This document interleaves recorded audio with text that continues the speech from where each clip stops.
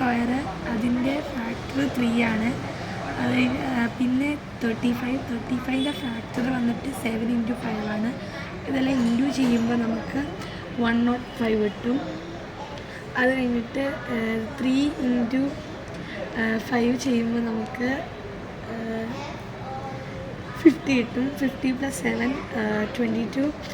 അത് കഴിഞ്ഞിട്ട് a + b = 22.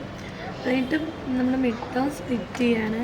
3x² + 15x + 7x + 35 = 0. Common factors first ബ്രാക്കറ്റിനകത്ത് നമ്മൾ പുറത്തെടുക്കുകയാണ്.